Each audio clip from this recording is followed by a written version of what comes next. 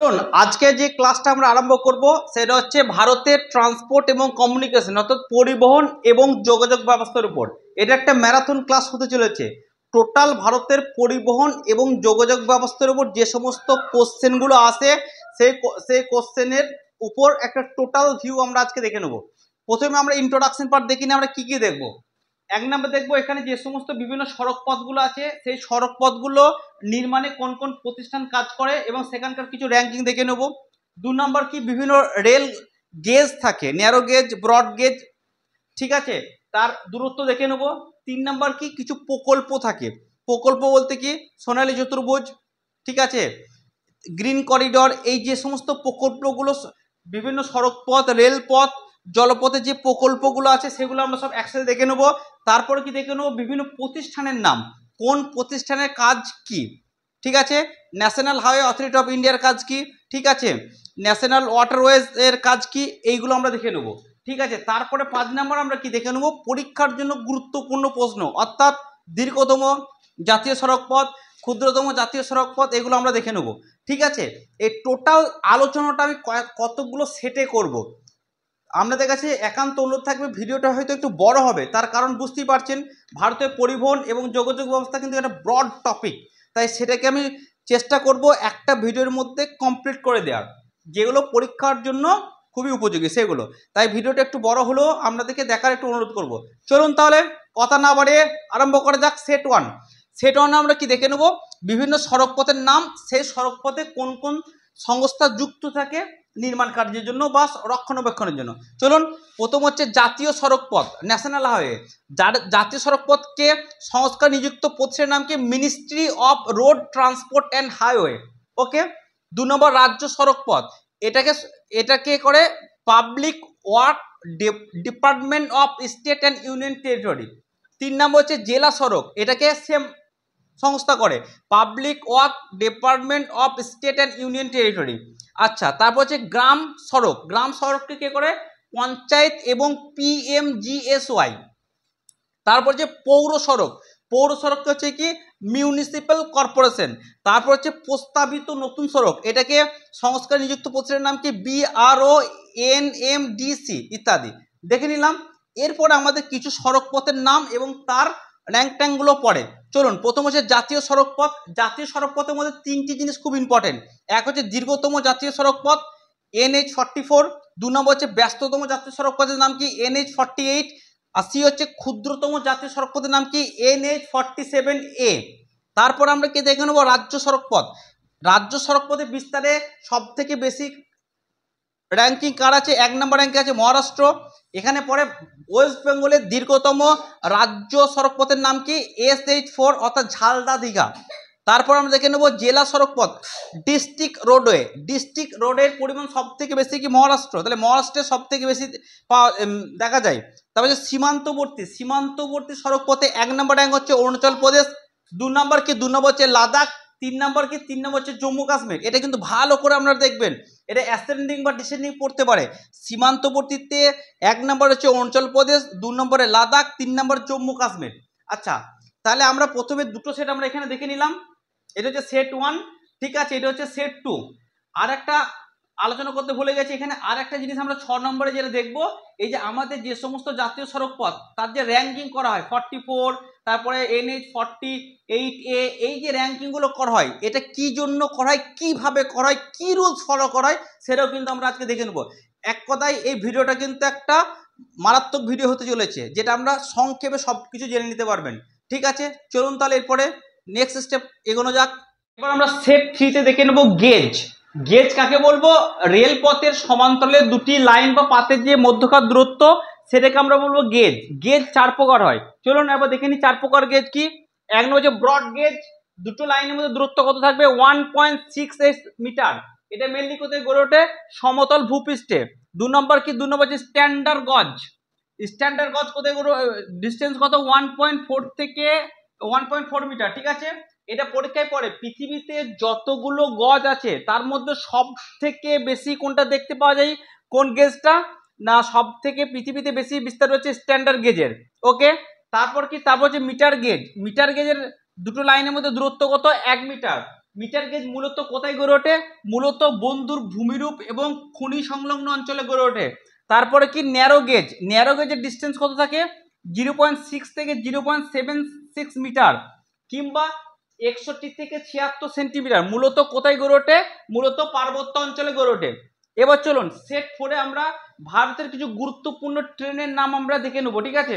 তার কারণ পরীক্ষায় কোশ্চেন আসতে পারে। 1 নম্বর ভারতের দীর্ঘতম মালবাহী ট্রেনের নাম কি? বাসুকি 3.5 কিলোমিটার।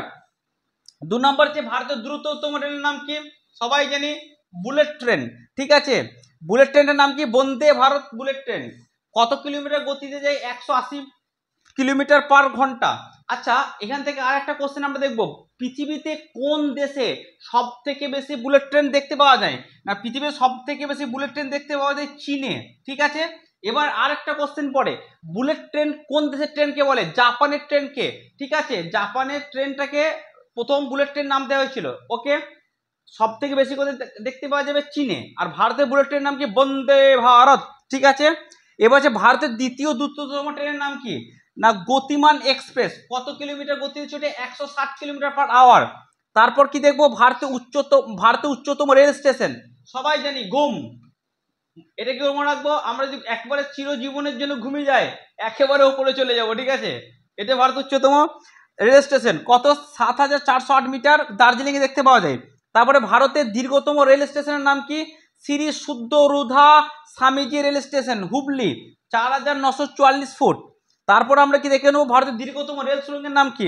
আমরা সবাই জানি পীর পাঞ্জাল টানেল। কত? 11.215 কিলোমিটার। তারপর হচ্ছে ভারতের ব্যয়বহুল ট্রেনের নাম কি?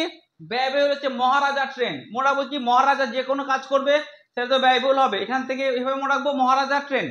এবার চলুন, এবার সেট 5 খুব খুব ইম্পর্টেন্ট। ভারতের কিছু প্রকল্প আছে, সেই প্রকল্পগুলো আমরা দেখে নেব। 1 নম্বর হচ্ছে জলমার্গ উন্নয়ন প্রকল্প। 1 নম্বর জলমার্গ উন্নয়ন প্রকল্প। জলমার্গ উন্নয়ন প্রকল্প, এটার মেন কাজ কি ছিল? অভ্যন্তরীণ নৌ ব্যবস্থার উন্নতির জন্য এই প্রকল্পটাকে গ্রহণ করা হয়েছিল।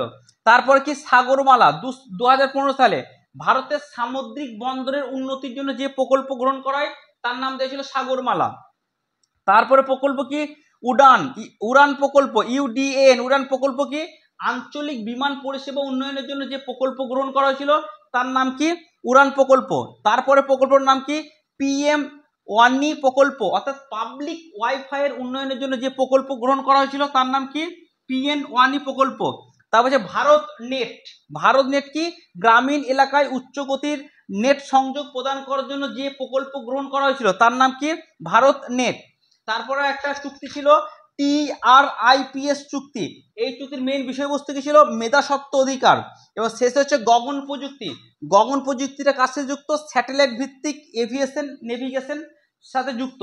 তাহলে আমরা এখানে কিন্তু অনেকগুলো সেটে অনেকগুলো জিনিস দেখে নিলাম। এরপরে কিন্তু এই যে প্রকল্পগুলো আছে এখানে আরো গুরুত্বপূর্ণ কিছু প্রকল্প আছে। চলুন এবার তাহলে আমরা সেই সমস্ত প্রকল্প নিয়ে আলোচনা করি। আমরা আরো কিছু গুরুত্বপূর্ণ প্রকল্প দেখে নিই। 1 নম্বর হচ্ছে সোনালী চতুর্ভুজ, ঠিক আছে? সোনালী চতুর্ভুজ প্রকল্প ছিল যে সড়কপথের মাধ্যমে 4টে মেন সিটি দিল্লি, কলকাতা, মুম্বাই আর চেন্নাই, এই 4টেকে 4 বা 6 লেন রাস্তার সাহায্যে সংযুক্ত করা। কেমন? এই প্রকল্পটা কত সালে গ্রহণ হয়েছিল? 2012 সালের 7ই জানুয়ারি। কে করেছিল? National Highway Authority of India. Okay, এখানে 4টে বাহু ছিল। এটা পরীক্ষায় খুব কোশ্চেন পড়ে। এই 4টে বাহু আমি বড় থেকে ছোট অনুযায়ী সাজিয়েছি। সব থেকে দীর্ঘতম বাহু হচ্ছে চেন্নাই কলকাতা, 1484 কিলোমিটার। এর নাম হচ্ছে NH16। এটা হচ্ছে দীর্ঘতম বাহু। তার থেকে ছোট হচ্ছে কলকাতা দিল্লি, 1453 কিলোমিটার, NH19। তার থেকে ছোট দিল্লি মুম্বাই, 1419 কিলোমিটার, NH48। তার থেকে ছোট মুম্বাই চেন্নাই, 1290 কিলোমিটার, NH48। এই টোটাল 4টের লেন্থ ছিল কত? 5846 কিলোমিটার। চলুন ম্যাপে আমরা একটু দেখে নিই। দেখুন, এটা হচ্ছে দিল্লি, এটা মুম্বাই, এটা হচ্ছে চেন্নাই, এটা হচ্ছে কলকাতা। এই যে লাল কালিতে যে আমরা এই ত্রিভুজটা করেছি এটাকে আমরা কি বলবো? সোনালী চতুর্ভুজ। কেমন? এর ঠিক বিপরীত, অর্থাৎ রেলপথের সাহায্যে যখন আমি এই 4টে সিটিকে সংযুক্ত করে দেবো তখন তার নাম হয়ে যাবে হীরক চতুর্ভুজ। কেমন? এই হীরক চতুর্ভুজের আন্ডারে টোটাল রেলপথের বিস্তার কিরকম কি হয়েছিল চলুন দেখে নিই একবার। দিল্লি থেকে চেন্নাই হয়েছিল 2184 কিলোমিটার, কলকাতা থেকে মুম্বাই হয়েছিল 1961 কিলোমিটার, কলকাতা থেকে চেন্নাই হয়েছিল 1670 কিলোমিটার, কলকাতা থেকে দিল্লি হয়েছিল 1474 কিলোমিটার, দিল্লি থেকে মুম্বাই 1384 কিলোমিটার, মুম্বাই থেকে চেন্নাই 1334 কিলোমিটার, টোটাল প্রায় 5000 থেকে 7000 কিলোমিটার রেলপথের বিস্তার হয়েছিল। এই যে বিস্তারটা, এটাও কিন্তু আমি বড় থেকে ছোট অনুযায়ী সাজিয়েছি। ওকে, তাহলে কি এই চারটে সিটিকে যখন আমি সড়ক পথে কানেক্ট করব সোনালী চতুর্ভুজ, রেলপথে করলে হীরক চতুর্ভুজ। দেখুন এখানে যে কালো দাগটা আছে রেল লাইনের মতো মতো, এটাকে আমরা কি বলবো, হীরক চতুর্ভুজ। ওকে, তারপর আমরা চলে আসবো কি 3 নম্বর উত্তর দক্ষিণ করিডর। উত্তরে শ্রীনগর, দক্ষিণ হচ্ছে কন্যাকুমারী রেখা। যখন আমি 4 থেকে 6 লেন বিশিষ্ট রাস্তা দিয়ে যুক্ত করে দেবো তখন সেটাকে বলো উত্তর দক্ষিণ করিডর। ওকে, বর্তমান ভারত থেকে শ্রীনগর থেকে কন্যাকুমারী রেখা যাওয়ার সুবিধার জন্য কিন্তু এটা নির্মাণ করা হয়েছে। এটা কার অধীনে হয়েছে? NHAI, national Highway Authority of ইন্ডিয়ার অধীনে হয়েছে। মোট দৈর্ঘ্য কত ছিল? 4000 কিলোমিটার। দেখুন এখানে ম্যাপে, এখানে হচ্ছে শ্রীনগর, এখানে কন্যাকুমারী রেখা। এই যে লাইনটা এসছে নীল রঙের, যে লাইনটা এসছে এটাকে আমরা কি বলবো? উত্তর দক্ষিণ করিডর। তারপর হচ্ছে পূর্ব পশ্চিম করিডর। পূর্ব দিকে কি দেখুন, পূর্ব দিকে পোরবন্দর, পশ্চিম দিকে পোরবন্দর, আর পূর্ব দিকে হচ্ছে শিলচর আসামের। এই দুটোকে যখন আমি কানেক্ট করে দেবো ফোর লাইনের সাহায্যে, তখন সেটাকে আমরা কি বলবো? পূর্ব পশ্চিম করিডর। এর দেখভালে কে গেছে? NHAI। মোট দৈর্ঘ্য কত ছিল? 3330 কিলোমিটার। তাহলে এই ম্যাপে আমরা চারটে জিনিস দেখে নিলাম। একটা হচ্ছে সোনালী চতুর্ভুজ, একটা হচ্ছে হীরক চতুর্ভুজ, একটা হচ্ছে উত্তর দক্ষিণ করিডর, আর একটা হচ্ছে পূর্ব পশ্চিম করিডর। এরপর আমরা কি দেখে নেবো? ভারতমালা প্রকল্প। এই প্রকল্পটা কি? তিনটে জিনিস, সোনালী চতুর্ভুজ, উত্তর দক্ষিণ করিডর আর পূর্ব পশ্চিম করিডর। এই তিনটের কার্যকারিতা বাড়াবার জন্য এবং নির্দিষ্ট স্থানে রিং রোড তৈরি করা, কোথাও বাইপাস তৈরি করা, কোথাও এলিভেটেড লজিস্টিক পার্ক তৈরি করা, কোথাও এলিভেটেড করিডর তৈরি করার জন্য, যাতে যানজট মুক্ত রাখা যায় গোটা ভারতকে, তার জন্য যে প্রকল্প গ্রহণ করা হয়েছিল তার নাম কি? তার নাম হচ্ছে ভারতমালা প্রকল্প। ঠিক আছে, এটা হচ্ছে NHAI, national Highway Authority of ইন্ডিয়ার সেকেন্ড লার্জেস্ট প্রকল্প। তাহলে আমরা এখানে কিন্তু খুব গুরুত্বপূর্ণ 5টা প্রকল্প সম্পর্কে জেনে নিলাম, যেগুলো পরীক্ষার জন্য খুব ইম্পর্টেন্ট উইথ ম্যাপ। চলুন এরপরে আরো আস্তে আস্তে ক্লাস এগোনো যাক। এবারে আমরা আর কিছু প্রকল্প দেখে নেব, যেমন হচ্ছে গ্রিন করিডর। গ্রিন করিডরটা কি জন্য করা হয়েছিল? গ্রিন করিডর হচ্ছে যাতে অ্যাম্বুলেন্স খুব দ্রুত নিজের গন্তব্যে পৌঁছে যায়, তার জন্য করা হয়েছিল গ্রিন করিডর। এর মেন কি পারপাস ছিল? মূলত অঙ্গ প্রতিস্থাপন করার জন্য। যেমন 2014 সালে চেন্নাইয়ে এই গ্রিন করিডর রাস্তার মাধ্যমে গিয়ে অঙ্গ প্রতিস্থাপনটা কিন্তু সফলভাবে হয়েছিল। তারপর আমরা কি দেখে নেব? তারপর হচ্ছে কি ডেডিকেটেড ফ্রাইট করিডর প্রজেক্ট। এটা কি? এটা হচ্ছে ভারতীয় রেলের পণ্য পরিবহন ক্ষমতা বৃদ্ধি করা, পরিবহন ব্যয় হ্রাস করা এবং উন্নত পরিবহন ব্যবস্থার জন্য কিন্তু এই প্রকল্প গ্রহণ করা হয়েছিল। এক কথায় কি, মালবাহী রেলগাড়ির দ্রুত গতিকরণের জন্য। অর্থাৎ ভারতের রেলের পণ্য পরিবহন ক্ষমতা বৃদ্ধি করা, পরিবহন ব্যয় হ্রাস করার জন্য। এটা দুই ভাগে ভাগ ছিল। একটা হচ্ছে ইস্টার্ন ফ্রাইট ডেডিকেটেড করিডর। এটা ডানকুনি মানে কলকাতা থেকে লুধিয়ানা পাঞ্জাব পর্যন্ত রেলপথ স্থাপন করা হয়েছিল। কত কিলোমিটার? 1389 কিলোমিটার। 2 নম্বর হচ্ছে ওয়েস্টার্ন ফ্রাইট ডেডিকেটেড করিডর। এটা ছিল জওহরলাল নেহেরু বন্দর অর্থাৎ মুম্বাই থেকে দাদরি পর্যন্ত 1499 কিলোমিটার পর্যন্ত রেলপথে বিস্তার করা হয়েছিল। তাহলে এটা আমরা বুঝে ফেললাম। চলুন এরপরে যে প্রকল্প সেটা হচ্ছে কি মেট্রো রেল। আমরা সবাই জানি মেট্রো রেল। মেট্রো রেলের প্রথম সূচনা হয়েছিল 1984 সালের 24 অক্টোবর। কোথায়? আমাদের প্রিয় কলকাতা। ঠিক আছে, 13টা শহরের টোটাল মেট্রো আছে এখন বর্তমানে। বৃহত্তম মেট্রো পরিষেবা কোথায় পাওয়া যায়? দিল্লি মেট্রো পরিষেবা। ঠিক আছে, আর আমাদের রিসেন্ট কলকাতা আবার আমাদের শিরোনামে ছিল 2024 সালের 6 মার্চ। কলকাতায় কি করা হয়েছিল না, কলকাতায় ভাগীরথী হুগলি নদীর তীর দিয়ে ভিতর দিয়ে মেট্রো তৈরি করা হয়েছিল। ঠিক আছে, হাওড়া টু কলকাতা যাওয়ার জন্য। তাহলে মেট্রো পেয়ে গেলাম। এরপরে যেটা পরিকল্পনা সেটা হচ্ছে বন্দর সংযোগ পরিকল্পনা। না, ভারতের পূর্ব উপকূলে যে সমস্ত উল্লেখযোগ্য বন্দরগুলো আছে, যেমন কি কি আছে? হলদিয়া আছে, পারদ্বীপ আছে, এন্নোর আছে, তুতিকোরিন আছে এবং চেন্নাই আছে। এই যে পূর্ব উপকূলে যে বন্দরগুলো আছে সেই বন্দরগুলোকে 4 লেন সড়ক দ্বারা সংযুক্তকরণ করার জন্য যে প্রকল্প গ্রহণ করা হয়েছিল সেটার নাম ছিল বন্দর সংযোগ প্রকল্প। ঠিক আছে, টোটাল কত কিলোমিটার রাস্তা নির্মাণ করা হয়েছিল? 1103 কিলোমিটার রাস্তা। এটা কার তত্ত্বাবধানে হয়েছিল? NHAI, national Highway Authority of ইন্ডিয়ার প্রকল্পে। তাহলে আমরা এখানে কিন্তু অনেকগুলো প্রকল্প দেখে ফেললাম। এরপরে চলুন আমরা আবার পরের ধাপে চলে যাই। চলুন এরপর আমরা কিছু প্রতিষ্ঠানের নাম দেখে নেব, যে প্রতিষ্ঠানগুলো কোন কোন কাজ করে সেগুলো দেখে নেব। তার কারণ কি বলুন তো? কারণ হচ্ছে এখানে পরীক্ষায় কোশ্চেন কিছু প্রতিষ্ঠানে দিয়ে দেয় এবং সেই প্রতিষ্ঠান কি কি কাজ করে সেটা আমাদেরকে একটু দেখে নিতে হয়। কেমন, চলুন তাহলে প্রতিষ্ঠানের নামগুলো দেখে নিই।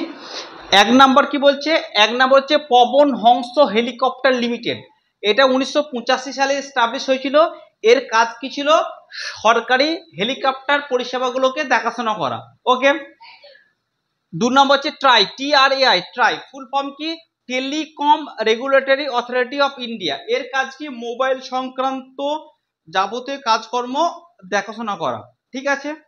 তারপর 3 নম্বর সংস্থা কি, শিপিং কর্পোরেশন অফ ইন্ডিয়া, সদর দপ্তর ছিল মুম্বাই। এর কাজ কি ছিল, উপকূলীয় জলপথ নিয়ন্ত্রণ করার জন্য কিন্তু এই প্রতিষ্ঠানটা ভারত সরকার নির্মাণ করেছিল।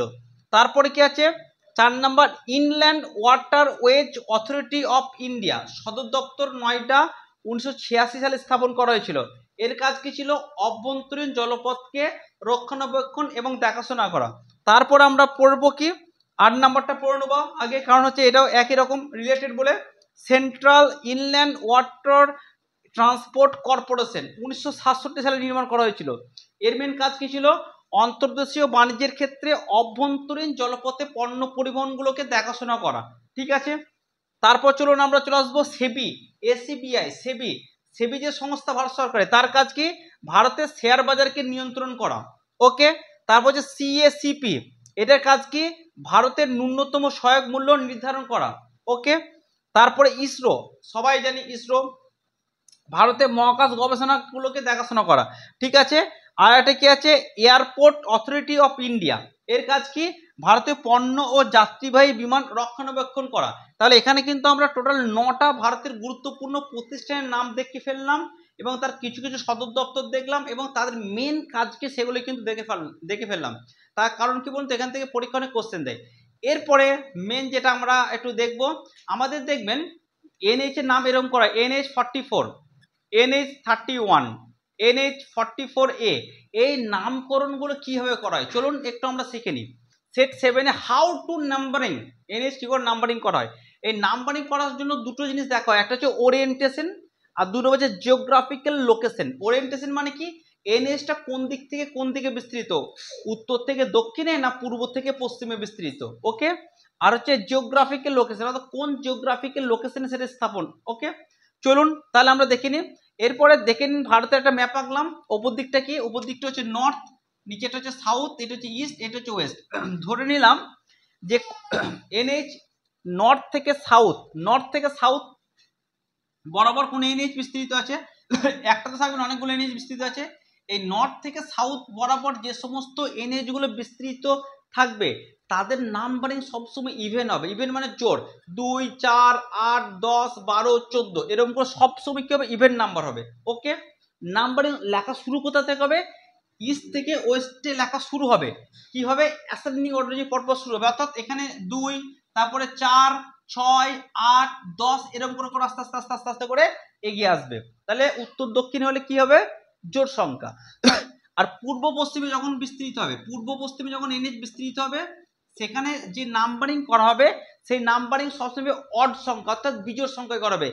1, 2, 1, 3, 5, 7, 9, 11, 13, 15, 17 এইভাবে নাম্বার লেখা শুরু করতে থাকবে। নর্থ থেকে সাউথে কিভাবে শুরু হবে, অ্যাসেন্ডিং অর্ডার অনুযায়ী। ওকে। তাহলে আমরা বুঝতে পারলাম কি করে নাম্বারিং করে। উত্তর দক্ষিণে যদি বিস্তৃত হয় সেটা জোড় সংখ্যায় লেখা হবে, আর পূর্ব পশ্চিমে সেটা বিজোড় সংখ্যায় লেখা হবে। ওকে। উত্তর দক্ষিণে শুরু হবে কোথা থেকে, ইস্ট টু ওয়েস্ট, এটা হচ্ছে নর্থ থেকে ইস্ট। এরপরে আমরা দেখবেন আরো কিছু, হ্যাঁ আর একটা বলি, ম্যাপে যদি দেখি রেড কালারে জেনারেলি ইস্ট থেকে ওয়েস্টে যে সমস্ত NH গুলো বিস্তৃত সেগুলো লাল কালিতে দেখানো হয়, আর পার্পল কালারে জেনারেলি উত্তর থেকে দক্ষিণে যে সমস্ত NH গুলো বিস্তৃত সেগুলো দেখানো হয়। কেমন, এবার চলুন কিছু নাম্বার দেখবেন আমরা এরকম দেখি, NH344B এরকম দেখি না, NH344B এর মানে কি বলুন তো, NH44 হচ্ছে মেন NH। ওকে। বি মানে হচ্ছে ব্রাঞ্চ, এই ব্রাঞ্চ, তাহলে NH44B মানে হচ্ছে NH44 একটা ব্রাঞ্চ। আর 3 মানে কি বলুন তো, আচ্ছা বলুন তো 3 ইভেন সংখ্যা না অড সংখ্যা, অবশ্যই এটা বিজোড় সংখ্যা। আর আমি কি বলেছিলাম, বিজোড় সংখ্যা হলে NHটা কোন দিকে বিস্তৃত হবে, অবশ্যই বিজোড় সংখ্যা হলে NH গুলো পূর্ব পশ্চিমে বিস্তৃত হবে। তাহলে এই NH যে ব্রাঞ্চটা আছে সেই ব্রাঞ্চটা কোন দিক থেকে কোন দিকে বিস্তৃত, পূর্ব থেকে পশ্চিমে। আচ্ছা বলুন তো, এখানে যদি 14 লেখা থাকতো, 14টা জোড় সংখ্যা না বিজোড় সংখ্যা? অবশ্যই বিজোড় সংখ্যা, সরি জোড় সংখ্যা। তখন এই এনএইচটা এই এনএইচ এর ব্রাঞ্চটা কোন দিক থেকে কোন দিকে বিস্তৃত হতো? অবশ্যই উত্তর থেকে দক্ষিণে বিস্তৃত হতো। তাহলে আজকে টোটাল যে ভিডিও আমরা কি কি শিখলাম? 1 নম্বর শিখলাম বিভিন্ন প্রতিষ্ঠানের নাম শিখলাম, 2 নম্বর বিভিন্ন প্রকল্পের নাম শিখলাম, 3 নম্বর কি করে নাম্বারিং করে সেগুলো শিখলাম। আচ্ছা, তারপরে আমরা কি শিখলাম যে টোটাল পরীক্ষায় কিরকম কি কোশ্চেন পড়ে, গুরুত্বপূর্ণ ভারতীয় যে ট্রেনের নাম শিখলাম, কোনটা ভারতের দীর্ঘতম এনএইচ, কোনটা ক্ষুদ্রতম এনএইচ, সেগুলো শিখলাম। এই টোটাল যে আজকে ভিডিওটা করা হলো, এটা একটু হয়তো বড় ভিডিও হচ্ছে, কিন্তু এই ভিডিওটা খুব ভালো করে দেখবেন, কারণ এখান থেকে কিন্তু পরীক্ষায় প্রচুর কোশ্চেন আসে। আশা করছি ভিডিওটা আপনাদের ভালো লাগবে, আর যদি ভিডিওটা ভালো লাগে অবশ্যই শেয়ার করে দেবেন। Thank you.